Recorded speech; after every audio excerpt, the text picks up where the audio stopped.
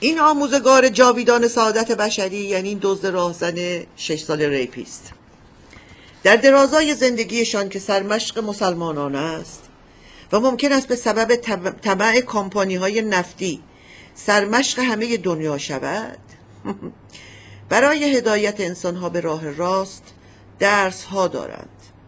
یکی از آن درس ها شبیخون زدن است که در زبان اسلام به آن سریه میگویند، یعنی یورش سری شبانه، که خاتم النبیین خودشان رکورددار این رشته بودند و این کار را پیشه خود قرار داده و از این راه شرافتمندانه امرار معاش میکردند. یعنی کمین کنی و شمشیر را بکشی، سر طرف را ببری، مال و اموال و زن و کودکش را ببری. می شود شرافت محمدی یک جا.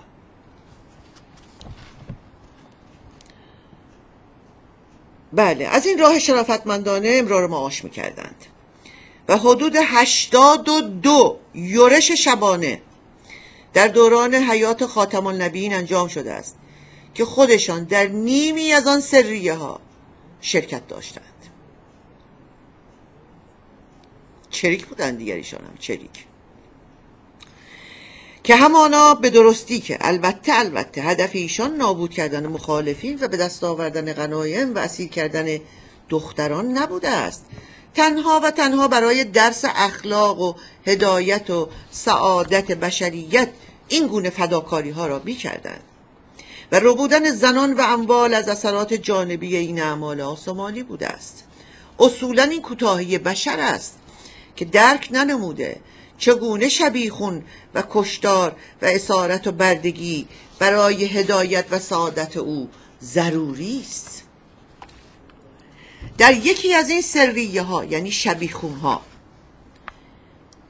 خاتم النبیین زید بن حارثه را که از مریدان نخست آن آموزگار بزرگ بشریت بودند و در مکتب آن بزرگوار، یعنی 6 سال ریپیست محمد، 19 سال تعالیم اسلامی دیده بودند، را برای انجام عملیات سریه به منظور گسترش عرفان و روحانیت اسلامی و تعالی روح انسانی به منطقه وادی القرا می‌فرستند. ساکنان این منطقه از طایفه بنی فزاره بودند. سرکرده این قبیله زنی سال خورده به نام ام فرقه بود. قبایل عرب به او احترام می‌گذاشتند و شخصیت او در میان قبایل عرب ضرب المثل بود. ضرب المثل معروف تازی که این: اگر شریفتر از ام قرفه هم بودی، بیش از این نبودی. اشاره به اعتبار و احترام ام قرفه در میان قبایل عرب بوده است. ام قرفه رسالت خاتم النبیین را نمیپذیرفت و ادعاهای او را به سخره میگرفت و انتقاد میکرد. به همین سبب است که خاتم النبیین زید بن حارثه را برای منور نمودن ابن قرفه و قبیله او به نور تعالیم اسلام به آنجا گسیل می نمایند. مانند این 2 تروریستی که رفتند نور تعالیم اسلام را با آن طنز پردازان که یاوه ها و چرندیات جنوناسای جهان کثیف اسلام را نمیپذیرفتند. میان آنان جنگ در میگیرد و مسلمانان شکست میخورند و زید بن حارثه با آن که زخمی شده است موفق میشود فرار کند و به مدینه بازگردد.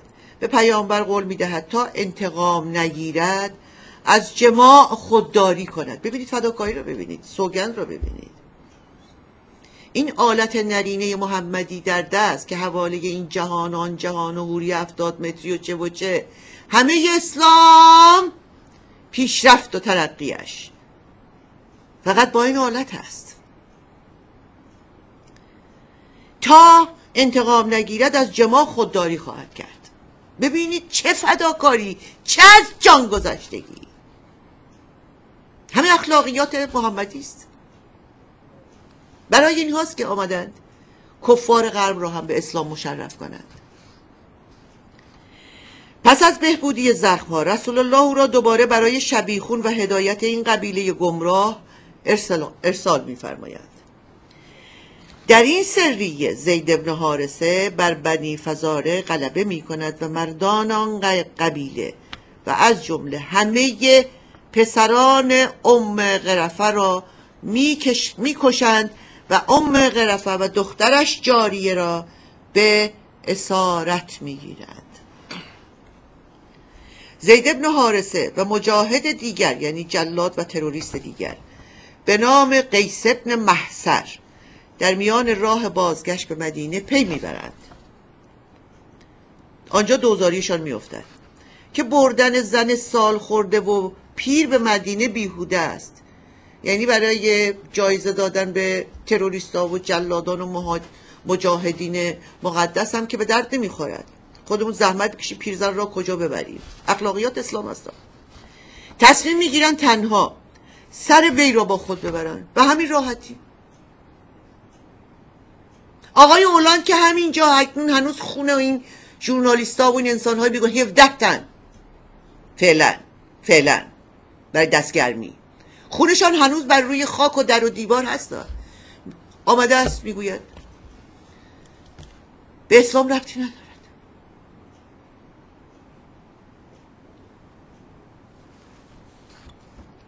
بله، تنها سر وی را با خود ببرند، سر پیرزن را. نبوغ اسلامی خود را به کار بگیرند. شیوه های اسلامی ناب است. روش نوینی را برای کشتن ابداع میکنند. این داستان ها و این حکایات و این رویدادها جهان اندیشه‌ای مسلمانان که غرق این کثافات شده اند از کودکی تشکیل میدهند. نمونه و الگویشان هم همینانند. مغز مسلمان برای هر رویدادی از این داستانها و رویداد قدیسان و پیامبرشان نمونه برداری می کنند.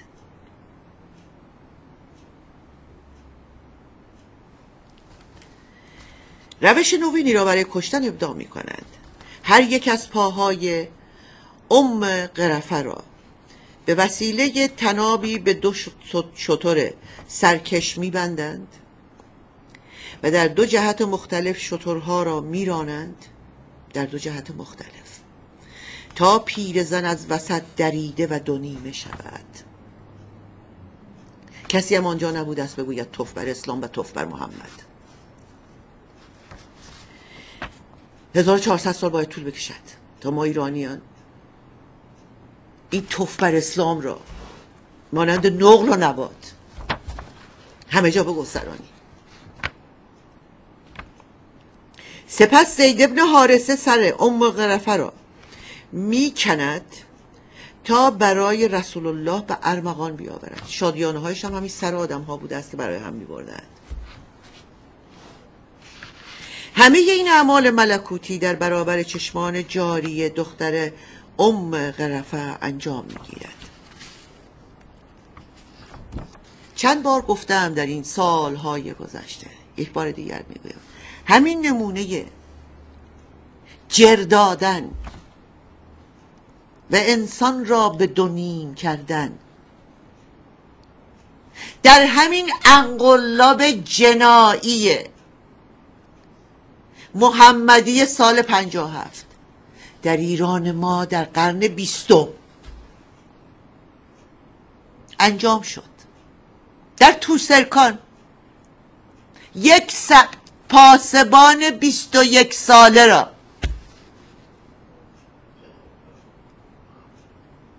میگویند ایرانی ها حافظهشان خوب نیست بود، فراموش نکنید. نه، من که تا زنده‌ام نمیگذارم فراموش کنید. پاهای او را هر کدام را به یک جیپ بستند و در جهت مخالف کشیدند. پاسبان 21 ساله نگاهبان امنیت و سلامت زندگی ایرانیان و او را جر دادند. از همین قصه ها حتما آخوند محله لواطکار گفته از این کار را بکنید.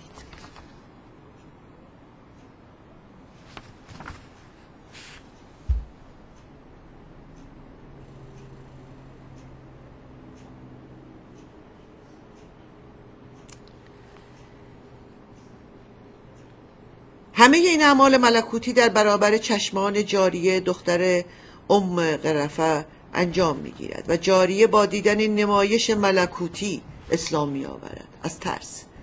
النصر رعب،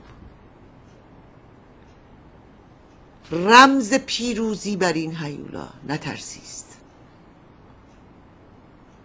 پادزهرش نترسیست، شکست دادنش نترسیست، از ترس دیگر انسان ها. این اهریمن پتیاره نیروی کشتار بیشتری میگیرد، همه را تسلیم میکند، سابمیت باید بکنند. اسلام یعنی سابمیشن، نه صلح و آشتی و پیس. بنابراین واژه جادویی در برابر این اهریمن نترسیدن است و توف بر اسلام کردن است. بله، جاریه با دیدن این نمایشات ملکوتی اسلام می آورد که مادرش جر دادند، که البته دانشمندان اسلامی بر این عقیده‌اند که اسلام آوردن جاریه اصلا از روی ترس نبوده است. دانشمندان اسلامی و با شناختی که جاریه در ظرف 1 روز از ملکوتی بودن دیانت آسمانی به دست آورده است، اسلام آورده است. زید و ابن محصر به مدینه می رسند و یک راست به بیت خاتم النبیین می رسند. از عایشه در این مورد روایت شده است که گفته است چون زید ابن حارث از این سفر برگشت، رسول خدا صاد در خانه من بودند. زید آمد و در زد و پیامبر صادش را هم نگویید، سرتان را میبارند، صاد باید بگوید. اشتباه هم نکنید که نمیدونم خ و عین و قاف و ف بگویید، صاد. در حالی که از کمر به بالا برهنه بودند و جامه خود را در زمین میکشیدند، حتما مستم بودند. او را استقبال فرمود و در آغوش گرفت و بوسید و از او سوال کرد و او خبر پیروزی را داد و سر را تقدیم نمود و جاریه دختر قرفه را برای کامگیری به عموی خود حزن ابن ابی وهب دادند. اخلاقیات اسلام. خاتم النبیین با استقبال گرم خود از زید درستی این عمل را تایید می کنند و در اسلامی و ملکوتی بودن آن هیچ شبهه‌ای نمی گذارند. آنچه ما امروز با آن روبرو هستیم ریشه در سیرت النبی و صدر اسلام دارد. خمینی تجلیگاه میراث فرهنگ اسلام است. او شاگرد بیچون و چرای محمد است. خمینی در زمان نداشتن قدرت همانند محمد در مکه است و چون به قدرت میرسد همانند محمد در مدینه میشود.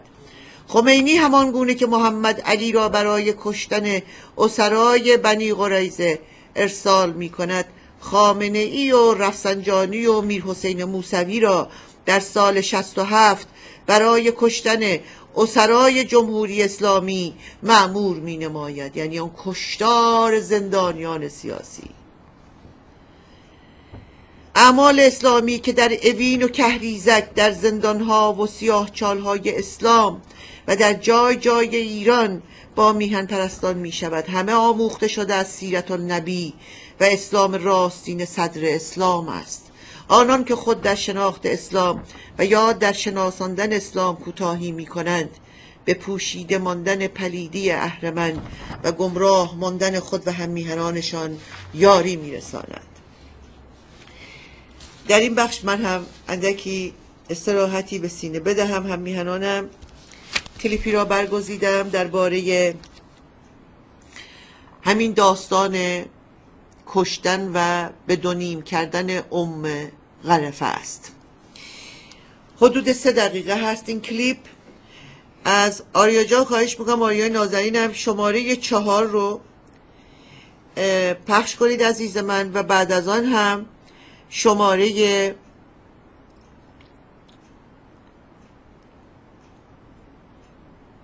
ایمیل شماره 4 و به دنبال آن هم ایمیل شماره 4 از ایمیل 1، هر دو شماره 4 رو نخست ایمیل شماره 4 که به تنهایی آمده براتون و بعد هم شماره 4 از لیست لینک هایی که براتون فرستادم. هر دو رو با هم پخش کنید. هم میهنانم جمعا حدود 10 دقیقه هست.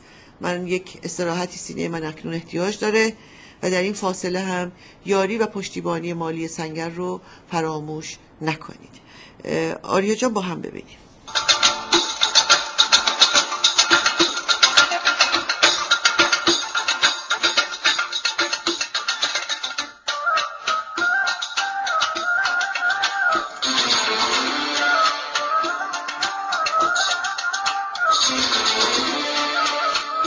الله أكبر الله أكبر